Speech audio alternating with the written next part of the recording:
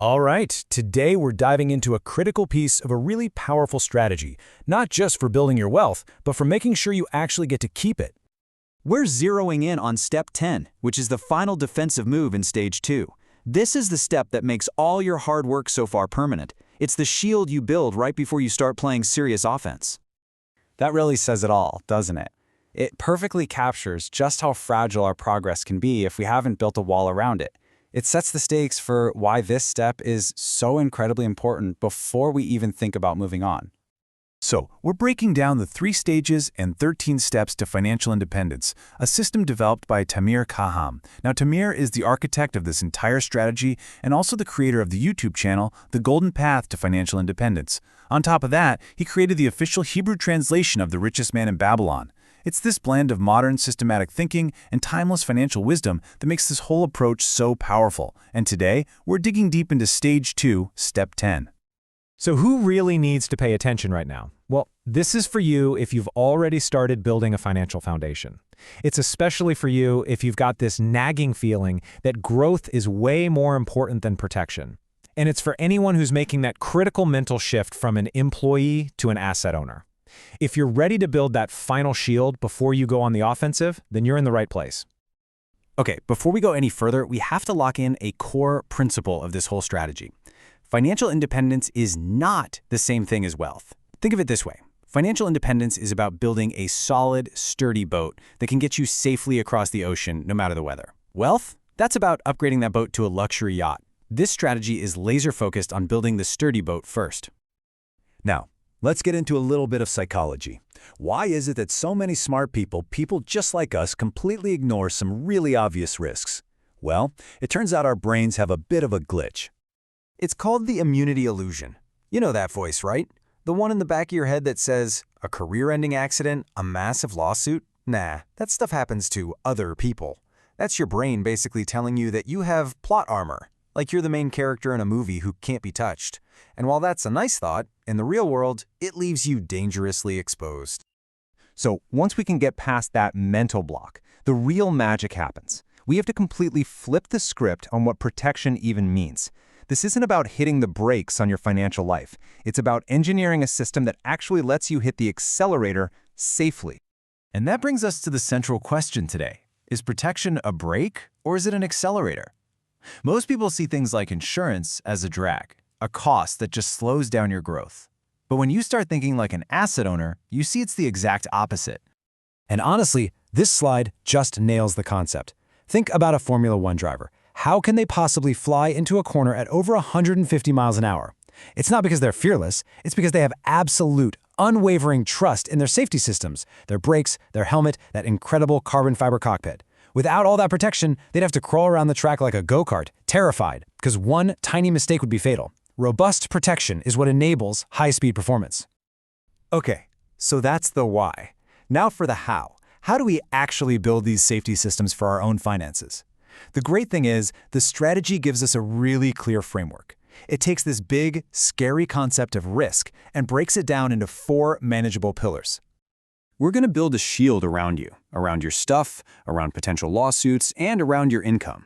When all 4 of those are in place, you've essentially built a financial fortress. Let's start with the first one, personal protection.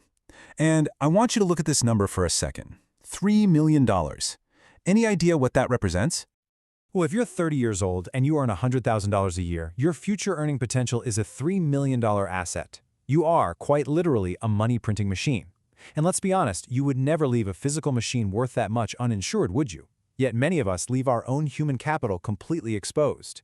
Health insurance protects the machine itself. Disability insurance replaces the income if it breaks down. And term life insurance protects your family if it stops working for good. The other 3 pillars are just as vital. Picture this. A fire destroys your house. Without asset protection, you might have to sell off your investments just to rebuild. Or think about liability protection. One bad lawsuit could wipe you out completely. That's your shield. And cash flow protection? Well, that's your emergency fund. It's what keeps you from having to sell your stocks at the absolute worst time during a market crash. And this brings us to a really important idea, the difference between your shield and your sword. Your emergency fund, the one you built back in step 7, that's your shield. It is purely defensive. Your future investments, which we get to in step 11, that's your sword. That's for offense and for growth. And here's one of the most critical rules of the entire strategy. You never, ever use your shield to buy your sword. Okay, so with all these potential risks out there, how do you decide what's worth insuring without going broke? Well, the strategy provides a very simple but incredibly powerful rule to cut right through all the confusion. Here it is, the golden rule. You insure catastrophic risk, and you self-insure nuisance risk. That's it. And the test for telling the difference is dead simple. Just ask yourself one question. Would this event bankrupt me, or would it just annoy me? Your answer tells you exactly what to do. And here are some crystal clear examples. A career-ending disability, $1 million lawsuit, that's catastrophic. You absolutely have to transfer that risk to an insurance company. But a broken toaster or a cracked phone screen, that's a nuisance. You cover that out of pocket. Don't waste money insuring the small stuff when you need it for the big shields that truly matter. Okay, we've covered the psychology and the framework. Now let's talk about the hardest part, turning this knowledge into action and getting past the excuses that hold us all back. We all tend to fall for one of these three fallacies. There's the youth fallacy. I'm young and healthy. I'll get it later. But that's the whole point. You get insurance when you're healthy and it's cheap.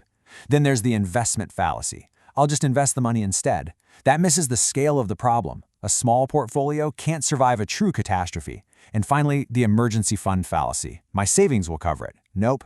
Your savings are for a job loss, not a permanent life-altering disability. So here's your mission. It's designed to be simple and actionable. First, just identify your single biggest unmanaged risk, the one that, if you're being honest, maybe keeps you up at night a little. Second, take just one, small action this week. Not solve the whole thing, just one little step. Schedule a call, read one page of a policy. The goal is simply to move from denial into action. Let's just zoom out for a second to see how this all fits. Step 10 is the final defensive shield you build in stage 2. The big takeaway is that growth without protection is just fragility. By using these 4 pillars and following the golden rule, you lock in all your progress. You build the confidence to finally go on offense, which is exactly where this strategy takes us next in stage 3. Now, it is absolutely crucial to state that this content is strictly for educational purposes. It is not personalized financial, legal, or investment advice. You are responsible for consulting with qualified professionals to determine what is right for your specific situation. If you want to explore this entire framework, from the very first step all the way to the end, I invite you to continue the journey. You can find the complete series by searching for the Deep Dive Golden Path podcast, or by subscribing to the YouTube channel, The Golden Path to Financial Independence. Thanks for joining us for this explainer. In our next session, we're going to shift from defense to offense and explore how to build on the solid foundation you've created. Until then, ask yourself, what's the one small step you can take this week to protect your path to financial independence?